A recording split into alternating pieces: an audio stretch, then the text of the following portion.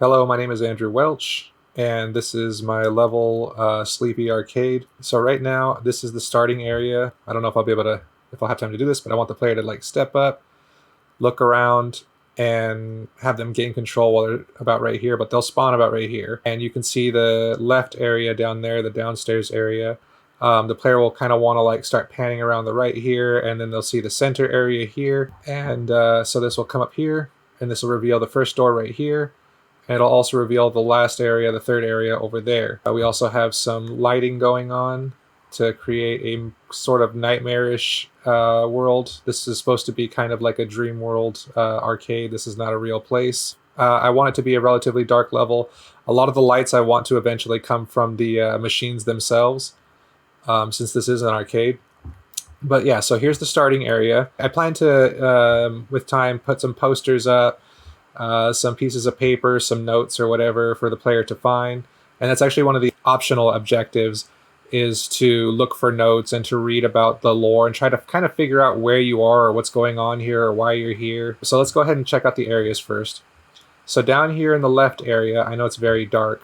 I'm probably going to light up some of this a little bit more as we go through, or as I develop more. So this is going to be the shooting range. It's not ready yet. I might end up going with just targets going across for now. I wanted to have like a little scene with like trees, like a little tree and like a little train in the back, and like a little western like town kind of, that you can like shoot buildings and stuff like that, and the lights, play a sound and let you shoot the light or whatever, like with a laser rifle like they have at like Disneyland and stuff. And it would play a sound, and then the object would move or whatever. Maybe the train's going by and you shoot it and it, goes choo choo or something. Things like that. Over here is going to be where the basketball hoops are going to be. There's 4 of them right here. Again, it's very dark. I might have to brighten it up a bit. But this is where the basketball hoops are going to be. You're going to be able to pay tokens, and then you can play a hoops game where you have to throw the basketballs into the hoop. You hold the space bar down to throw it faster or harder or whatever, to straighter with less of an arc, or you just tap it to get an arc, and then you try to score as many points as you can within the limited amount of time. Up here is where I want my prize machine, where you're going to be able to basically use your tickets to buy different prizes. One of the prizes in here will be a little teddy bear that when you see him in here, you can actually talk to him, and he'll basically beg you to free him before you leave, and you can decide to do that or not. So over here is the actual exit. This is going to be a locked door that remains locked until you buy the key. And over here is the prize counter. And on the back, see in this back area, I'm going to put up different prizes and shelves and stuff like that. And then here are the glass display cases with prizes inside of them. And it'll probably just show a lot of the same things that are going to be on the back. But here in the center, which I haven't actually put here yet, is going to be a glass case with the key inside of it. And you're going to basically have to win as many tickets as... So that key is probably going to cost about like 50 tickets, because it's supposed to be a relatively small level. So probably like 50 tickets or something. And then once you win enough tickets from playing, the hoops game or the shooting game or any of the other games I haven't gotten to yet, you can use those tickets to buy your key. And then once you get the key, you can just walk over here, unlock the doors, and go outside.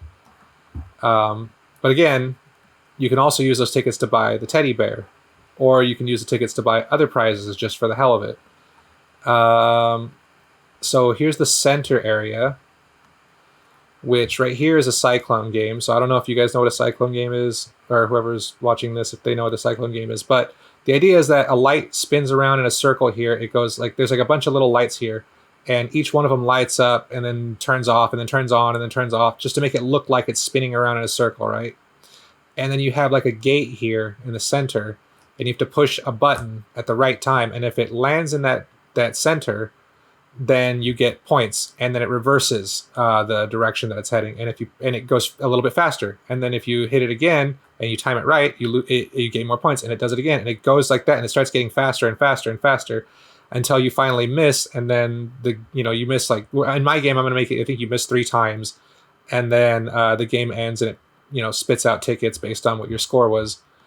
Here we have the electric chair game, which in a lot of arcades, some arcades have them, some don't. You basically sit in the chair, and there's these two handles that come up, and you try to hold on to them for as long as you can. In my game, I'm going to have a bar that pops up in the middle that if you hold space, the needle will crawl across the bar, and as time goes on, that bar will start to get smaller, and the needle will start moving faster. So it's kind of harder. You have to kind of start tapping the space bar in order to kind of keep it in there instead of holding it. Here's some arcade cabinets that aren't actually going to do anything. They're all going to be out of order because it would take too long to try and build actual games within these. Maybe once this project's over, once I have some time, I might do something like that and put some simple arcade games in there. But for now, I think they're just going to be out of order. This is going to be a change machine, this big box right here. I'm going to have it so that if you come up and mess with it, it might spit up some coins for you the first time. Here's the skee ball machines, which I want to make playable so that when you play it, you will sit here, and much like the hoops, you can kind of aim left and right. Instead of going up and down, though, you can just go left and right, and then you can hold the space bar to roll it. However, if you hold it longer, if you hold it for a while, it'll charge up, and then it'll roll the ball. If you just tap it, it'll roll it less, and you're gonna try to get it to land in certain cups for certain points, and then that'll spit out tickets. Here's some coins on the floor that you can pick up. I'm gonna have coins scattered all over. So right now I only have it so you can only pick up one. I need to have them stackable, but there is the one coin right there in the inventory, which I'm still working on. Here's another cyclone machine, and then up here is the last area. So this is going to be the snack bar area, and in this area there's going to be lots of little foods just all over, and the player can actually walk up and just eat the food for no reason. It doesn't really do anything. It's just going to play a sound. It's going to show them eating it or whatever.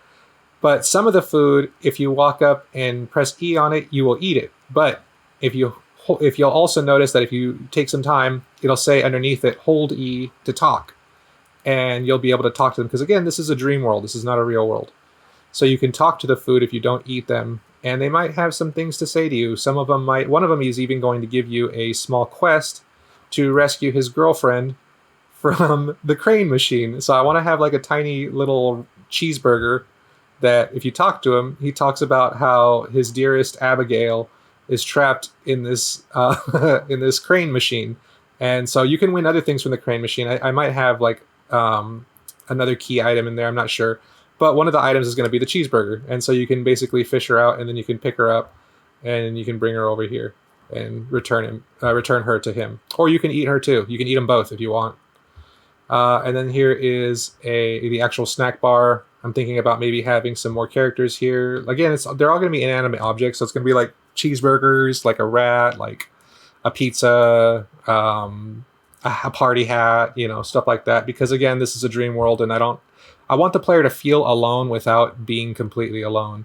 And so that's actually another one of the optional objectives, is to speak to the inanimate objects, in addition to reading lore, and also buying other prizes that you don't need, freeing the teddy bear, saving the other cheeseburger, or even just playing the other games, because you actually don't need to play all the games. You could literally just choose one game, play that game, and then win enough tickets, get the key, and get out of here. But there are going to be several other things that you can do.